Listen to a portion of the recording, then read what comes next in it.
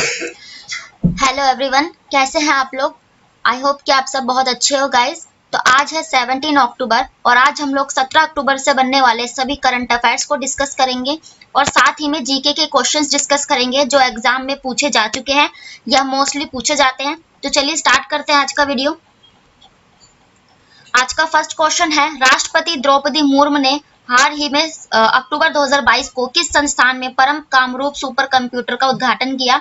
यानी कि अभी जो हमारी जो महिला राष्ट्रपति जो बनी है 15वीं द्रौपदी मुर्मू जी, इन्होंने जो है परम एक कंप्यूटर है, सुपर कंप्यूटर है और इसका उद्घाटन उन्होंने किस आईआईटी जो है इनके साथ मिलकर किया। तो इसका राइट आंसर हो जाएगा आईआईटी गुवाहाटी। आईआईटी गुवाहाटी इसी के साथ जो मिलकर जो है ना राष्ट्रपति द्रौपदी मुर्मू जी ने एक सुपर कंप्यूटर का उद्घाटन किया। अब ये सुपर कंप्यूटर क्या है तो आप लोग देखते ही हो, जो ये नॉर्मल कंप्यूटर तो सबके घर में ही होगा, लैपटॉप हो गया, नॉर्मल कंप्यूटर हो गया, ये तो होते ही है। लेकिन ये जो सुपर कंप्यूटर होते हैं, ये जितने भी टेक्नोलॉजी से रिलेटेड कंपनियां होती है, जैसे जितने भी स्पेस से रिलेटेड रिसर्च होते हैं, बड़ी बड़ी आईआईटी कंपनीज होती है, तो उनके लिए जो बहुत तेजी से काम करने वाला एक सुपर कंप्यूटर बनाया जाता है। और सुपर कंप्यूटर इसलिए कहा जाता है कि वैसे तो कंप्यूटर तेज काम करता है, लेकिन ये मल्टीटास्किंग जो वर्क होते हैं, एक साथ बहुत ज्यादा वर्क, ये सुपर कंप्यूटर जो है करता है बड़े बड़े काम और कुछ सेकंडों में ये जो है काम कर देता है।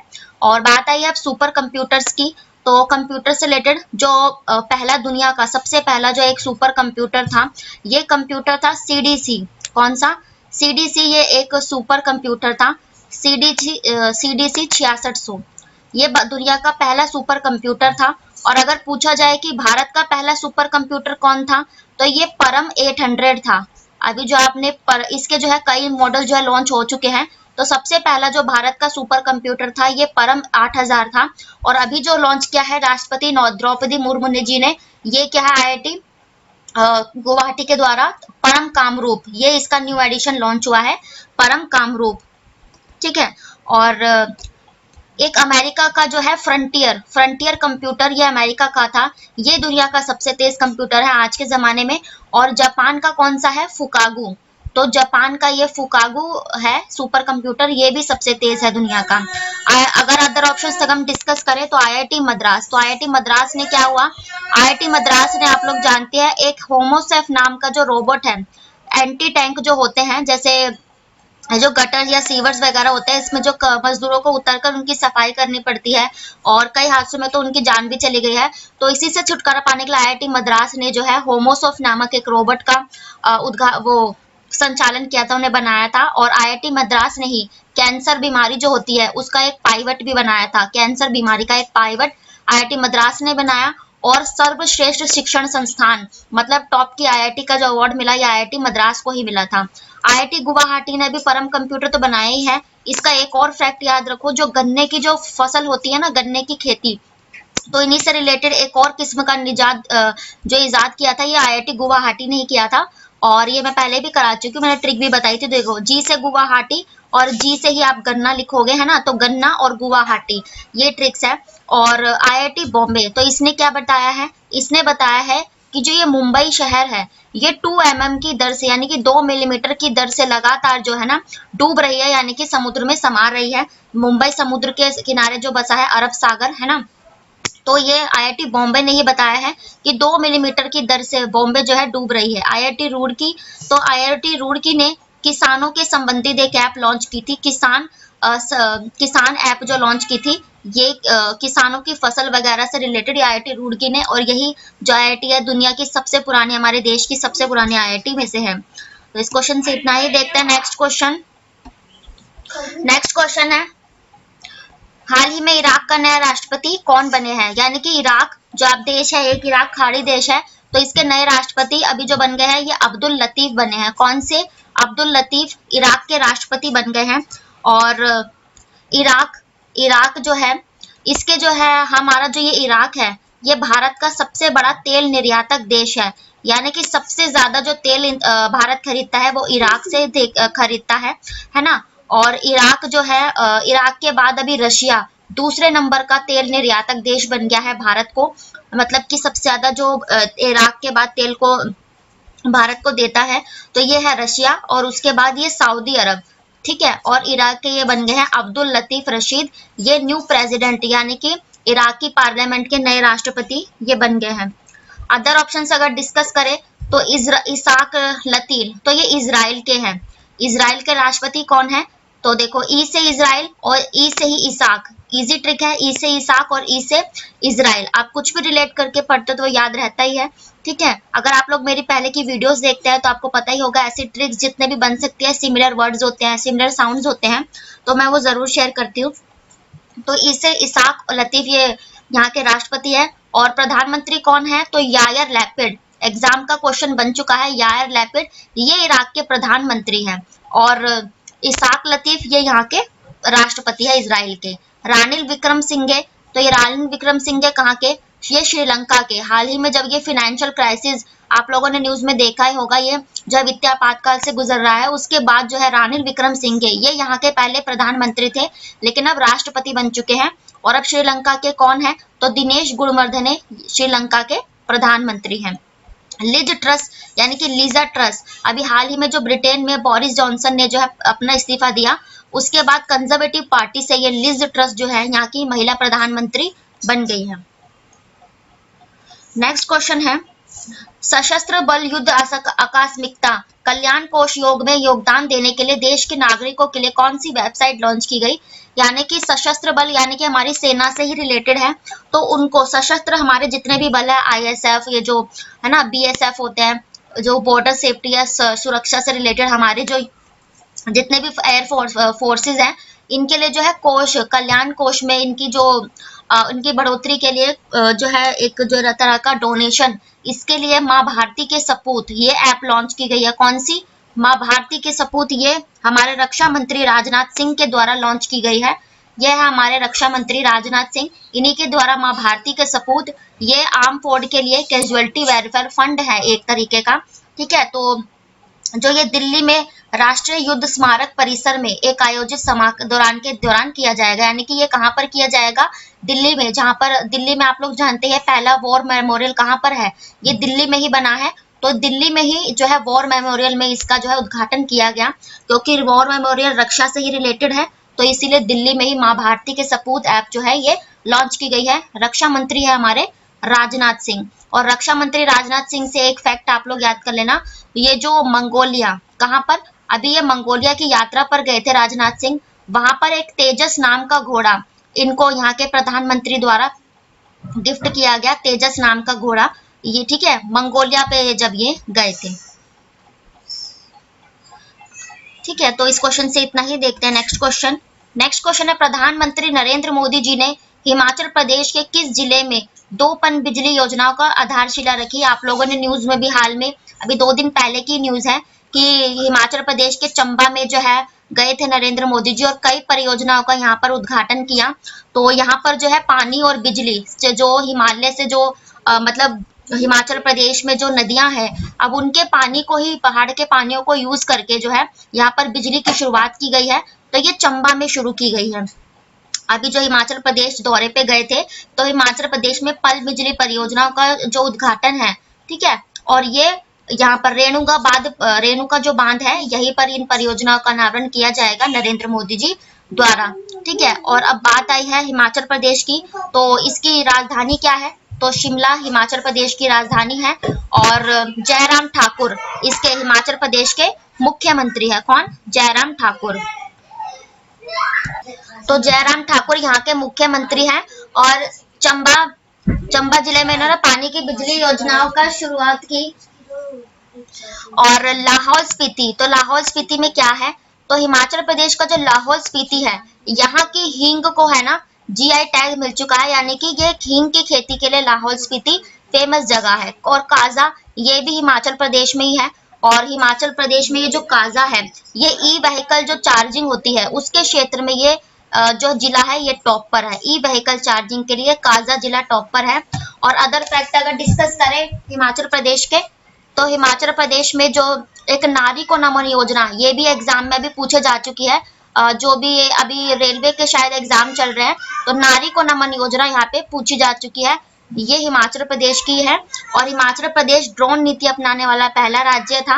नारी नमन योजना ने इसमें जो है जो महिलाएं हैं उनके लिए 50% जो है जो बस की जो सर्विस होती है यानी कि जो टिकट होती है 50% यानी कि आधी कर दी थी नारी को नमन योजना में।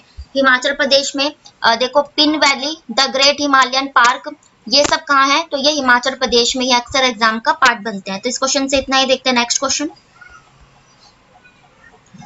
नेक्स्ट क्वेश्चन है, किस केंद्रीय मंत्री ने श्रीनगर में चौथे हेली इंडिया शिखर सम्मेलन का आयोजन किया? तो हेली इंडिया से आपको पता ही चल रहा होगा, ये हेलीकॉप्टर से रिलेटेड है यानी कि विमानों से रिलेटेड एक सम्मेलन है। तो इसे अभी हमारे जो एक विमान पोत ये मंत्री है केंद्रीय ज्योतिरादित्य सिंधिया, इन्होंने ही जो है ना चौथी जो है श्रीनगर में चौथी हेली समिट का आयोजन किया, यानी कि जो हेलीकॉप्टर या विमानों से रिलेटेड जितनी भी जो है हम डेवलपमेंट कर सकते हैं उससे रिलेटेड। तो चौथी तो यहाँ हुई और थर्ड कहाँ हुई थी? तो ये थर्ड हुई थी उत्तराखंड के देहरादून में। तीसरी समिट कहाँ हुई थी? अभी 2021 में ये हुई थी उत्तराखंड के देहरादून में। अब चौथी कहाँ हुई है? तो ये जम्मू कश्मीर के श्रीनगर में। श्रीनगर झेलम नदी के किनारे बसा हुआ है। अदर ऑप्शन अगर डिस्कस करें तो अमित शाह, तो ये हमारे गृह मंत्री यानी होम मिनिस्टर है, ठीक है। और अभी इन्होंने ही हाल ही में स्टैचू ऑफ पीस यानी कि शांति की प्रतिमा, एक रामानुजाचार्य की ये प्रतिमा है, तो इसका अनावरण इन्होंने श्रीनगर में किया था। नितिन गडकरी जी, ये हमारे जो है सड़क और परिवहन मंत्री है, इन्होंने अभी हाल ही में मुंबई में ई डबल डेकर बस का अनावरण किया। कहाँ पर? मुंबई में इलेक्ट्रिक डबल डेकर बसेस का अनावरण किया। नरेंद्र मोदी जी, तो ये हमारे प्रधानमंत्री हैं ही, इन्होंने जो है अभी उज्जैन के जो है उज्जैन में जो ये महाकालेश्वर मंदिर है, इनके कॉरिडोर का जो स्थापना है और इसे महाकाल लोक नाम भी दिया। तो उज्जैन के महाकालेश्वर कॉरिडोर का उद्घाटन अभी नरेंद्र मोदी जी ने ही किया था।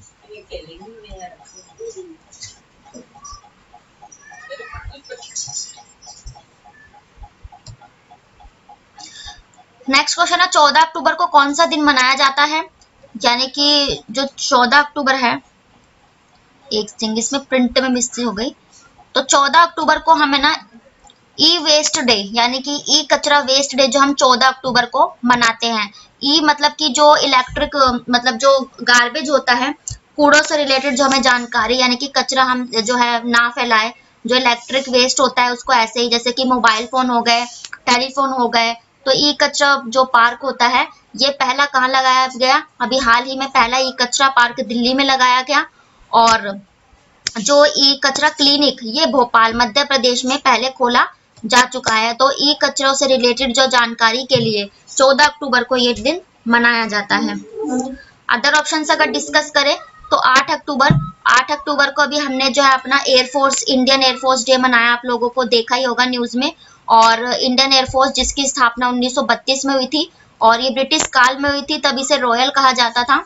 फिर 1950 1950 में इसे जो है इंडियन नेवी नाम दिया गया था, ठीक है, इंडियन एयरफोर्स डे। 7 अक्टूबर को हमने कपास दिवस यानी कि रुई से रिलेटेड, खेती से रिलेटेड जो जानकारी है, तो कपास दिवस हमने 7 अक्टूबर को मनाया। 4 अक्टूबर को हम जो है विश्व जो पशुपालन दिवस होता है यानी कि पशुओं के प्रति हमारी जागरूकता, उनके प्रति जो है प्रेम भावना, ये सब के लिए 4 अक्टूबर को पशुपालन दिवस मनाया जाता है। नेक्स्ट क्वेश्चन है, हाल ही में अंतरिक्ष में शूटिंग करने वाले पहले जो है अभिनेता कौन बने हैं? तो इसका राइट आंसर हो जाएगा टॉम क्रूज। टॉम क्रूज एक जो है अमेरिकी अभिनेता है ना। तो अब ये इंटरनेशनल स्पेस रिसर्च सेंटर में जो है ये शूटिंग करेंगे अंतरिक्ष में। टॉम क्रूज जो है अंतरिक्ष में शूटिंग करने वाले हैं। जो इनकी जो डायरेक्टर है या एक फिल्म की शूटिंग के दौरान ये चाह रहे हैं कि जो हमारे इंटरनेशनल स्पेस सेंटर होते हैं, मैंने आपको बताया है ये 5 कंट्रीज ने मिलकर डेवलप किए थे, रशिया, चाइना, रशिया की रोसकोसमोस, और ये चाइना नहीं सॉरी कनाडा, और अमेरिका की नासा, और यूरोपियन कंट्रीज की ईयू, है ना। तो इन सभी ने मिलकर जो है इंटरनेशनल स्पेस रिसर्च ये जो सेंटर्स है यहाँ पर जो है ये जो है लोग जाते हैं और कई दिनों तक रहकर अंतरिक्ष में जो है रिसर्च करते हैं। तो इसी में अब शूटिंग करने के लिए जो है टॉम क्रूज पहले अभिनेता बन गए हैं। अदर ऑप्शन अगर डिस्कस करें, विक्की कौशल, तो विक्की कौशल मैंने इसलिए लिया है ऑप्शन में क्योंकि आईफा, अभी आईफा में बेस्ट एक्टर का अवार्ड किसे मिला था? तो ये सरदार उधम के लिए इनको विक्की कौशल को ही दिया गया था। रणवीर सिंह, तो ऑस्ट्रेलिया के मेलबर्न में जो 67 फिल्म फेयर अवार्ड हुए, बेस्ट डायरेक्टर का अवार्ड इसमें रणवीर सिंह को मिला। और इसमें स्मृति जो ये कृति मेनन है उनको मिमी फिल्म के लिए बेस्ट एक्ट्रेस अवार्ड मिला। अजय देवगन, हमारे जो राष्ट्रीय अवार्ड होते हैं ना, राष्ट्रीय फिल्म अवार्ड, उसमें अजय देवगन और सूर्य को बेस्ट एक्टर का अवार्ड मिला था। सूर्य एक साउथ के जो है एक्टर है, ठीक है, साउथ में रहते हैं ये, तो उनको मिला था। नेक्स्ट क्वेश्चन है, हाल ही में सूचना प्रौद्योगिकी अधिनियम धारा 66A जो हाल ही में खबरों में थी, ये किससे संबंधित है? तो इसका राइट आंसर हो जाएगा अनुच्छेद 66 और ये 2000 था।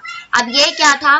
तो ये इससे रिलेटेड था कि सुप्रीम कोर्ट ने ये कहा था कि सोशल मीडिया पे अगर कोई थोड़ा सा भी पोस्ट कर देता है या फिर किसी के लिए भी कुछ कहता है तो उसके लिए उसको जेल हो जाती थी। तो अब ये जो अधिनियम है ये रद्द कर दिया गया है। तो इसके अंतर्गत अगर कोई भी व्यक्ति कंप्यूटर या कोई भी इलेक्ट्रॉनिक उपकरण होता है, जैसे मोबाइल फोन ही आजकल, तो हम जो आपत्तिजनक जानकारी भेज भी देते थे, जरा सा भी कुछ गलत जानकारी हो, अगर जानबूझकर नहीं, जैसे कि हमें किसी चीज के नॉलेज नहीं है और जैसे फॉरवर्ड मैसेज होता है हम उसे आगे फॉरवर्ड कर दे, तो इसके लिए भी जो है प्रावधान था कि उसे जेल हो सकती है और दंडनीय अपराध था। तो अब इसको जो है ना कैंसल यानी कि रद्द कर दिया गया है सुप्रीम कोर्ट के द्वारा। तो ये सोशल मीडिया से रिलेटेड ही जो है एक्ट था। और अदर ऑप्शन डिस्कस करें 1978, तो ये क्या है? तो देखो 44वें संशोधन 1978 के द्वारा संपत्ति के अधिकार को जो है मौलिक अधिकारों में से हटाया गया था। आप लोग जानते हैं पहले हमारे मौलिक अधिकार 7 थे और उसके बाद अब जो है ना 6 मौलिक अधिकार कर दिए गए संपत्ति के अधिकार को हटाकर। 1976, तो 42वें अनुच्छेद 1976 को मिनी संविधान भी कहा जाता है, आपको पता है, क्योंकि इसके जरिए संविधान में कई प्रावधान जो है जोड़े गए हैं। और 42वें संविधान के द्वारा जो हमारे मौलिक कर्तव्य होते हैं, जिसे हमने रूस से लिया था, तो ये जो हमारे मौलिक कर्तव्य थे ये भी हमने 1976 42वें संशोधन से लिए थे।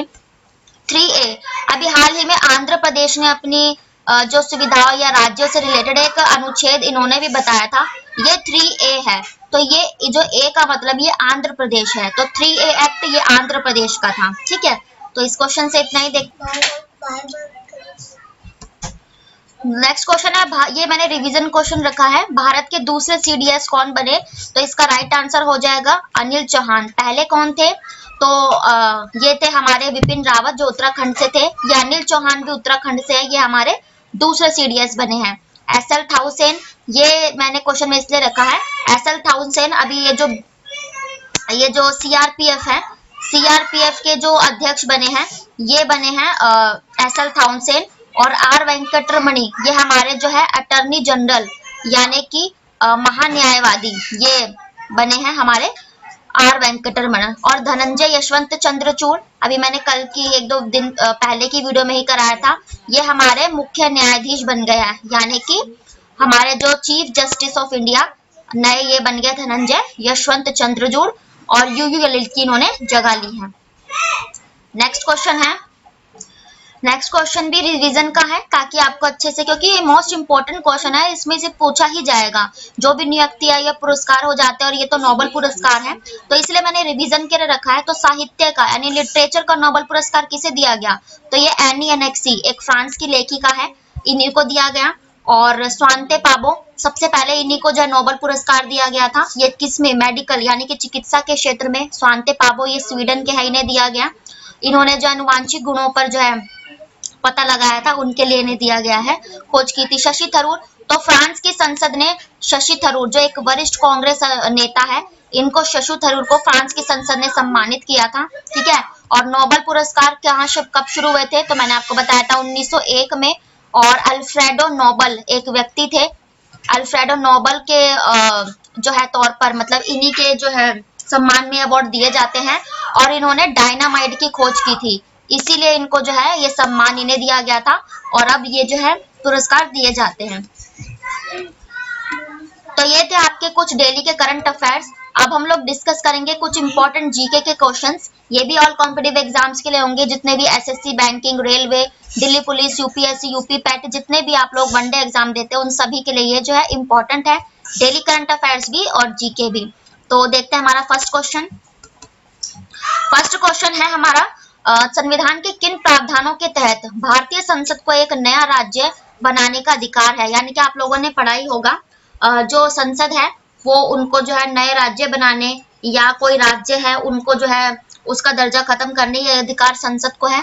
तो इसे ये अनुच्छेद 1 के तहत ये दर्जा दिया गया है। अनुच्छेद 1 में तो यह कहा गया है कि भारत राज्यों का संघ है ना। और अनुच्छेद 3 में कोई नया राज्य बनाने और या फिर उसमें अलग कुछ प्रावधान करने का अधिकार संसद को है। अनुच्छेद 21 यानी कि ये जो 14 वर्ष तक के बच्चों को, कितने, 6 से 14 साल के बच्चों को जो है शिक्षा का अधिकार, मुफ्त शिक्षा का अधिकार, ये अनुच्छेद 21 के तहत दिया गया। और अनुच्छेद 21 में बहुत सारे प्रावधान है क्योंकि आप लोगों ने पता है 19 से 22 तक स्वतंत्रता का अधिकार है, तो 21 में कई सारे जैसे स्वच्छ पर्यावरण, पानी, बिजली, ये सब की सुविधा हमारा जो एक स्वतंत्रता का अधिकार है ये भी है 21 में। अनुच्छेद 23 तो हमें जो शोषण के विरुद्ध अधिकार जो हमारा है, शोषण के विरुद्ध, ये हमारा अनुच्छेद 23 में ही है। ठीक है, देखते हैं नेक्स्ट क्वेश्चन। नेक्स्ट क्वेश्चन है भारत में नागरिकता किसके द्वारा नहीं दी जा सकती, यानी कि जो नागरिकता है हम किसके द्वारा नहीं ले सकते। तो देखो बाय जन्म हम भारत में जन्म लेकर जो है नागरिकता ले सकते हैं। ठीक है, और ये भूभाग के सम्मेलन यानी कि अगर जो संसद है किसी राज्य को मतलब किसी भी टुकड़े को भारत में शामिल कर ले फिर वो भारत का ही कहलाएगा। अब भारत के वहां के लोगों को भारत की नागरिकता देनी है या क्या करना है, तो ये सब से भी हम ले सकते हैं। लेकिन भारत में पैसा, जब भारत के बैंक में पैसा जमा करा के कोई भारत की नागरिकता नहीं ले सकता। मान लीजिए कि बाहर के जो देश है उन्होंने भारत के बैंकों में पैसा जमा कराया तो इससे वो भारत के नागरिक नहीं बन जाएंगे। तो यही है कि भारतीय बैंक में पैसे जमा करा के हम भारत की नागरिकता नहीं ले सकते। ठीक है, देखते हैं नेक्स्ट क्वेश्चन। नेक्स्ट क्वेश्चन है किशोर बीघा बॉर्डर, ये किशोर नहीं, ये 3 बीघा बॉर्डर है, ये ट्रांसलेट में किशोर हो गया। 3 बीघा बॉर्डर कॉरिडोर ये किसे कनेक्ट करता है, तो ये बांग्लादेश और भारत को जोड़ता है। इसे आप ऐसे रिलेट करो, देखो ये भारत का नक्शा है थोड़ा सा, ठीक है, तो इस साइड आप लोग जानते हो ये बांग्लादेश आता है, तो इसको आप ऐसे रिलेट करो, देखो यहाँ से भी बांग्लादेश राज्य से घिरेगा, यहाँ से भी, और यहाँ पर भी ये जो सीमाएं हैं ये भारत से लग रही है, तो 1 2 3 साइड से घिर गया। तो यही ट्रिक्स आप याद करो कि इसीलिए जो 3 बीघा कॉरिडोर ये बांग्लादेश और भारत को जोड़ता है।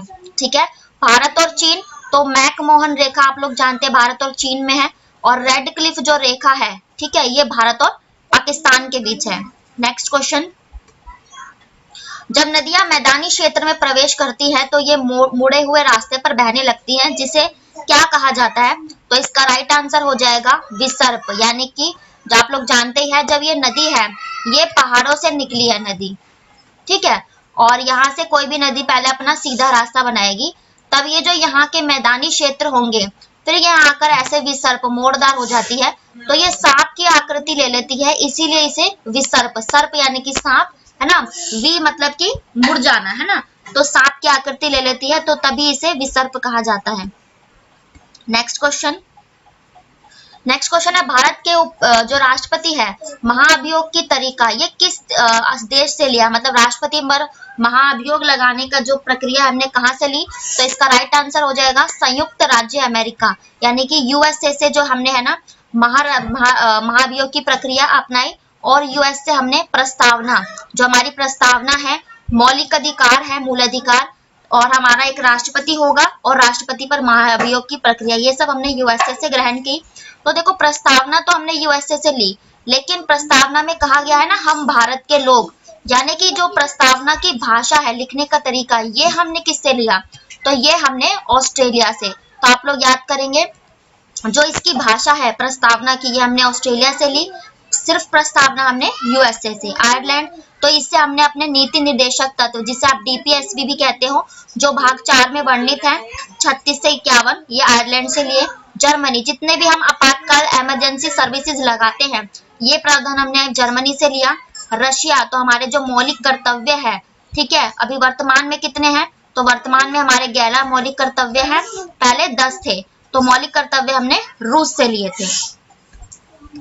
नेक्स्ट क्वेश्चन है कौन सी नदियां डेल्टा नहीं बनाती, तो इसका राइट आंसर हो जाएगा ताप्ती। ताप्ती, इसमें ताप्ती नदी के किनारे गुजरात का सूरत बसा हुआ है, तो जितनी भी आप लोग ये याद करो जो पूर्व से पश्चिम की ओर नदी बहती है ना, पश्चिम में जाकर गिरती हैं, तो ये नदियां कभी डेल्टा नहीं बनाती, और इसकी ट्रिक मैंने आपको बताई थी नमस्ते, है ना, नमस्ते, जो हिंदी में जब आप नमस्ते लिखते हो एक सेकंड यहाँ लिख देती हूँ मैं।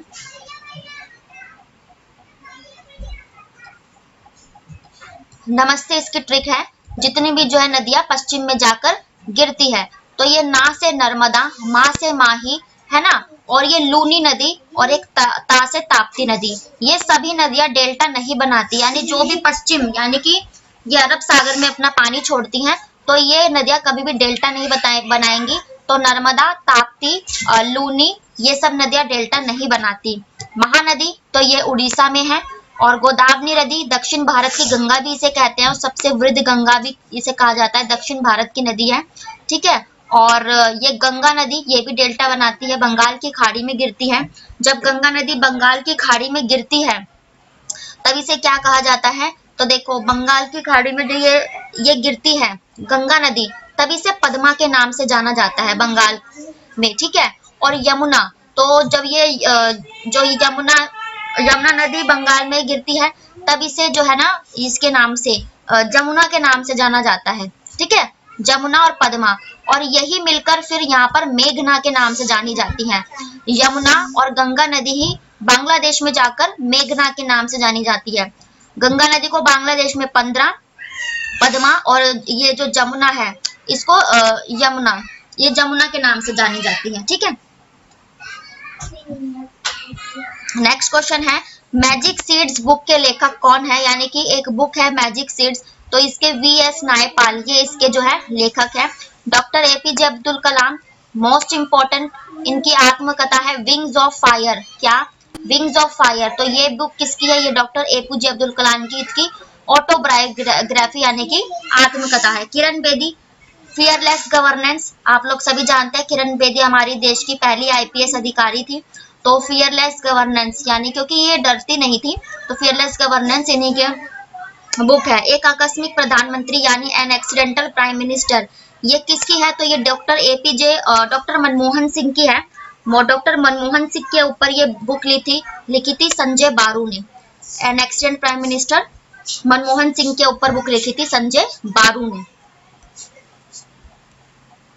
नेक्स्ट क्वेश्चन है, central bank of India RBI का क्या कार्य नहीं है?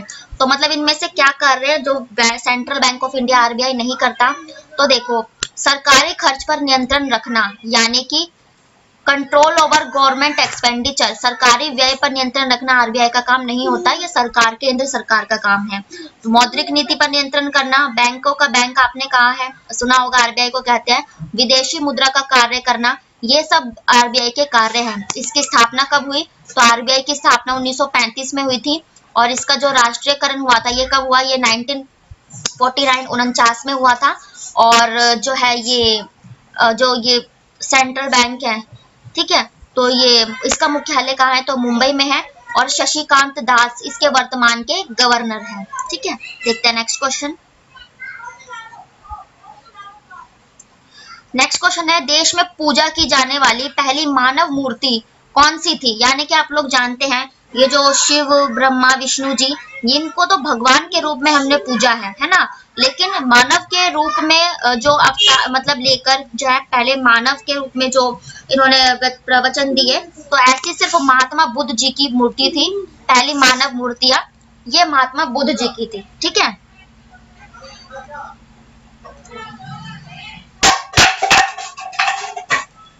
नेक्स्ट क्वेश्चन है, भारतीय संविधान किसके द्वारा अपनाया गया था? तो इसका राइट आंसर हो जाएगा, आप लोग सबको पता ही है, भारतीय संविधान का निर्माण संविधान सभा द्वारा किया गया था। और ये कब किया गया था? तो ये कहा गया था 1935 में कि भारत में जो है संविधान के लिए एक संविधान सभा होगी, ठीक है। इसके लिए 1946 में 3 बैठकें हुई थी संविधान सभा के लिए, 1946 में दिसंबर में। कब? 9, 11 और 13 दिसंबर 1946 में। पहली बैठक डॉक्टर सच्चिदानंद इसके अस्थायी अध्यक्ष थे। फिर 11 को डॉक्टर राजेंद्र प्रसाद जो हमारे पहले राष्ट्रपति थे, ये इनके स्थायी सदस्य थे। फिर 13 अक्टूबर को जवाहरलाल नेहरू जी ने एक उद्देश्य प्रस्ताव प्रस्तुत किया, जो भारत बाद में जाकर प्रस्तावना बना। तो ये 13 दिसंबर को 1946 में संविधान सभा की अंतिम बैठक हुई, जिसके बाद जो है उद्देश्य प्रस्ताव नेहरू जी द्वारा लाया गया। एग्जाम में पूछा जाता है कि प्रस्तावना का आधार क्या है, तो उद्देश्य प्रस्ताव यही जाकर बाद में प्रस्तावना बना था। फिर 26 नवंबर 1949 में जो है हमारा ये जो है संविधान जो लिखा गया वो अपनाया गया था। फिर 26 जनवरी 1950 को संविधान लागू कर दिया गया था। ठीक है, देखते हैं नेक्स्ट क्वेश्चन। तो ये थे आज के आपके कुछ जीके के स्टैटिक क्वेश्चंस और daily current affairs. I hope मैं हर ऑप्शंस में से आपको जितने भी अदर फैक्ट बन सकते हैं या जीके मैं अच्छे से डिस्क्राइब कर पाई हूँ। और अगर कोई सुझाव है तो कमेंट बॉक्स में जरूर बताएं। वीडियो कैसी लगी ये भी बताएं, और अगर वीडियो पसंद आए तो लाइक करें, चैनल को शेयर करें, सब्सक्राइब करें ताकि ऐसी ही नॉलेजेबल वीडियो आप तक पहुंच सके। इसके लिए चैनल को सब्सक्राइब करें और ज्यादातर लोगों तक पहुंचाए ताकि दूर दराज के रहने वाले लोग भी इस वीडियो को देख सके। और मैं डेली अपलोड्स जो वीडियो है करती हूँ। तो थैंक यू वेरी मच। मैं मिलती हूँ आपको नेक्स्ट वीडियो में। तब तक के लिए bye, take care, Radhe Radhe.